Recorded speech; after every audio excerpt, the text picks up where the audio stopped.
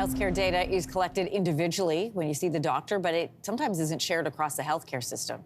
It's a trend creating a highly siloed system that is putting patients at risk. For more, we're joined by Michael Wolfson, Canada Research Chair at the University of Ottawa. Good morning to you.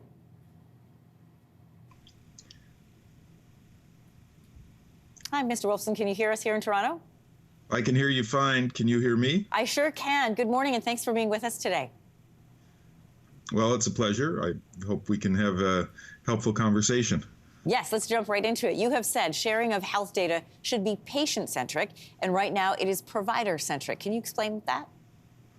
Sure. When you go to the doctor captures certain information. When you go to the hospital, you get certain information collected there when you're admitted or when you're waiting in the ER. You go to a lab, there's other information.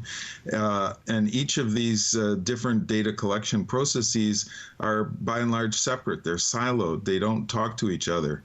So there's a real concern here that we have, as you said, a provider-centric information system rather than a patient-centric.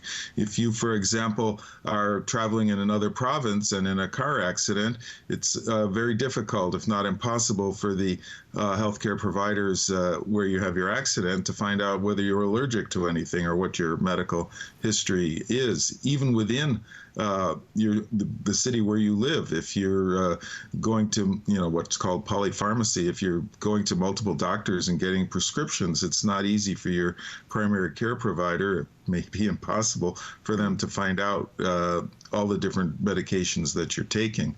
This is bad for patients because it means that their healthcare providers don't have full information. In fact, it can almost be fatal, or has been. I have colleagues who've indicated that patients in their care died because they didn't know something that had been happened because with another provider. It's also important from the point of view of the healthcare system as a whole. We don't have the kinds of information that allows us to understand what's working, what's not working in healthcare. And those kinds of inefficiencies can lead to higher costs, but also, as you said, fatal outcomes. You were part of an expert advisory group that recommended changes to this system. What are some of those proposals? Well, the key proposal was for the adoption of a health data charter. And the first bullet point in this charter, it's a one-pager, it's got 10 points, was that data should be patient-centric. It should follow the individual. It shouldn't be associated with individual providers. There couldn't be blockages. The charter also talks about the importance of data being accessible, standardized, in a way that can be used for analysis and quality assurance in the healthcare sector, not just treating the individual patient. What I find interesting about your proposals, too, is it would actually save time and money, because when it comes to our healthcare, time and money are so crucial. We don't have enough of either in our healthcare system right now. That's right, and I worry about the fact that the provincial premiers are continually asking for money with no strings attached, and they claim that health care is their jurisdiction, but they've been in charge then for decades, and it's under their watch that we've had these crises emerge with respect to emergency room access, with respect to health human resources.